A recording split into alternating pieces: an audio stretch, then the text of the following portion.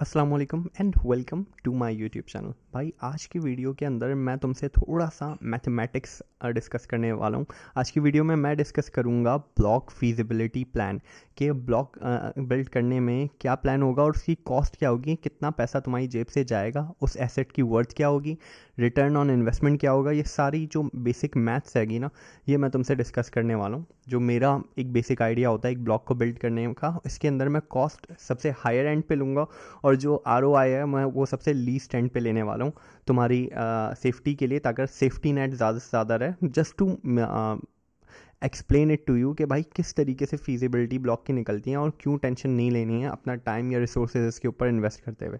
क्यों मैं इतना कॉन्फिडेंट होता हूँ कि भाई मैं ब्लॉक के ऊपर जो पैसा और टाइम इन्वेस्ट कर रहा हूँ इवेंचुअली ये इसका आउटकम देगा। Let me share it with you. देखो, एज आई ऑलवेज से कि जब तुम ब्लॉक बिल्ड करना शुरू करो तो एक अच्छी अथॉरिटी साइट बिल्ड करने के लिए तुम्हारा टारगेट होना चाहिए 1000 पोस्ट का।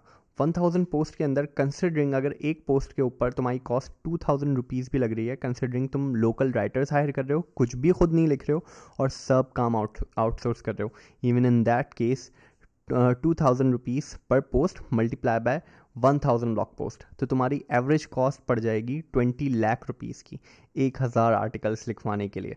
ठीक है, यहाँ तक समझ में आएगा कि 20 लाख रुपए जेब से जाने हैं, लेकिन ये ऐसे एक झटके में नहीं जा रहे, पहले ही दिन नहीं जा रहे, छोटी छोटी इंस्टॉलमेंट्स के अंदर जा रहे हैं। जैसे जब तुमने 100 आर्टिकल कंप्लीट करवाए तो उसकी पेमेंट तब करोगे, 200 आर्टिकल जब होगा उसकी पेमेंट तब करोगे, तो तकरीबन 2000 आर्टिकल कराते कराते तुम्हें कुछ नहीं तो 1.5 साल से 2 साल इन्वेस्ट हो जाएगा। इतने टाइम में ही ये एसेट बिल्ड होगा। अब चलो इसके ऊपर रिटर्न्स की बात करते हैं। भाई रिटर्न ऑन इन्वेस्टमेंट लगाना है तो मैं समझता हूँ लीस्ट जो कि 1000 पोस्ट वाला ब्लॉग बिल्ड करने के बाद पैसे देता है ना, सिर्फ डिस्प्ले एड्स नेटवर्क से। अभी मैं ज़ीरो कर देता हूँ अफिलिएट की इनकम को और मैं ज़ीरो कर देता हूँ गेस्ट पोस्ट की इनकम को, मैं कुछ कंसिडर नहीं कर रहा। मैं समझता हूँ सिर्फ 1000 पोस्ट तुमने जो तमीज़ की लिखवाई हैं, ChatGPT से नहीं, एक ह्यूमन राइटर ने तमीज़ से लिखी है और इन्फॉर्मेशन उसमें प्रोवाइड की है, तो मरे से मरा भी कम से कम $300 वो सुकून से कमा के देता है। एक एवरेज जो के लिए तुम ले सकते हो कि 500 से $800 वो दे देता है, कभी कभार इससे बहुत ज़्यादा भी दे देता है, लेकिन अभी हम लीस्ट पैसे कंसिडर कर रहे हैं। ठीक है, $300 भाई मैं कंसिडर कर लेता हूँ कि तुम्हारा जो ब्लॉग हैगा वो बिल्ड करने के बाद तुम्हें कमा के दे रहा है आज से तकरीबन 1 से 1.5 साल के बाद। उससे पहले भी वो कमाना शुरू कर देगा, लेकिन मैं फास्ट फॉरवर्ड 1 ईयर अहेड लगाता हूँ।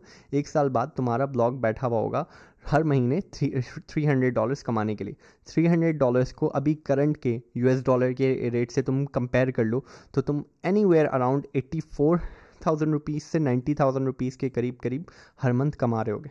ठीक है, 19,000 रुपीज़ अगर तुम्हारा ब्लॉग पर मंथ रेवेन्यू लेके आ रहा है तो that's an average 4.5% return every month on your investment. भाई ऐसी कौन सी प्रॉपर्टी है जिसमें तुम 20 लाख की खरीदो और वो 90,000 रुपये रेंट दे दे? तुम सोच के बताओ। मेरी नज़र में ऐसी कोई प्रॉपर्टी नहीं है। और अगर तुम अभी इसी वक्त उस ब्लॉक को बेचने के लिए उसकी इवैल्यूएशन लगवाओ, अगर तुम 90 को मल्टीप्लाई कर दो 30 से तो भी 27 लाख रुपीज़ बनता है। यानी 27 लाख रुपए का तुम खड़े खड़े उस ब्लॉक को बेच भी सकते हो अगले साल, और जितने टाइम तुमने उससे रेवेन्यू लिया वो तो खाया पिया हज़म किया वाली बात हो गई। तो तुम्हारे पैसे भी वहाँ पे सेफ़ एंड सिक्योर रहेंगे। नॉर्मली इससे कहीं ज़्यादा दे देते जाए, सही ठीक है, 1000 पोस्ट तक अगर तुमने पहुंचा दिया है तो तुम्हारी फीजिबिलिटी $500 पर मंथ की निकलती है। लेकिन इवन विथ $300 पर मंथ, जहां तुम अराउंड नियर टू 90,000 कमा रहे हो, तुम तकरीबन उतने ही टाइम में लेस देन 30 मंथ्स के अंदर अंदर अपनी इन्वेस्टमेंट कंप्लीट कर सकते हो। But what I would suggest is कि पहले तुम उसको 1000 पोस्ट कंप्लीट करो, उसके बाद तुम देखो उसकी ग्राफ कहाँ तक जा रही है, और जब वो ग्राफ ग्रोथ लेवल पे है और तुम्हें वो 90,000 से 1 लाख देना शुरू कर देना, उसके बाद तुम उसकी वैल्यूएशन लगवा के उसको फ्लिप कर दो इन अ राइट टाइम। मतलब 1 साल भी तुम उससे रेंट ले लो, सही है, लेकिन उसके बाद जहाँ तुम्हें अच्छी ऑफर लगे तुम उसको फ्लिप करो, बड़ा कैपिटल लो, 2 और ब्लॉक बिल्ड करके बैठ जाओ अगले 2 साल में।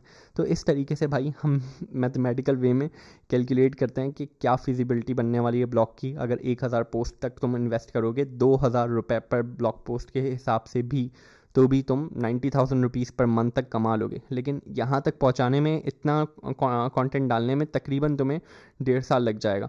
अब तुम ऐसा नहीं समझना कि तुम हर महीने 150 आर्टिकल डाल के बस 10 महीने में कंप्लीट कर दोगे या 8 महीने में कंप्लीट कर लोगे। भाई देखो, हेयर्स द थिंग, जितना तुम सुकून से उसको, इसकी एडिटिंग, उसकी रिव्यू, उसकी क्वालिटी एश्योरेंस, ये सारे प्रोसेस को देखते हुए टाइम इन्वेस्ट करोगे ना, उतना ही ज़्यादा बेहतर वो रिजल्ट देगा।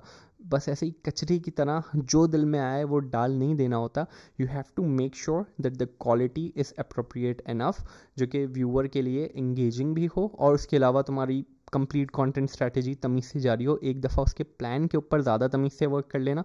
कोशिश करना पहला पूरा महीना तुम सिर्फ कंटेंट स्ट्रैटेजी के ऊपर वर्क करो कि कौन सी निश सेलेक्ट करने वाले हो, उसके कीवर्ड्स क्या होंगे, कौन से टॉपिक्स तुम यूज़ कर रहे होगे, भाई पब्लिशिंग साइकिल तुम्हारी क्या होगी, इस चीज़ को देख लेना। एक पब्लिशिंग साइकिल नाम की भी चीज़ होती है, एक डेडलाइंस होते हैं कि अगले 4 महीने के अंदर तुम्हारी कितनी पोस्ट जा चुकी होंगी, इन पोस्ट की क्या क्वालिटी होंगी, उसमें से स्टेपल पोस्ट कितनी होंगी, पिलर पोस्ट कितनी होंगी, आंसर क्वेरीज कितनी होंगी।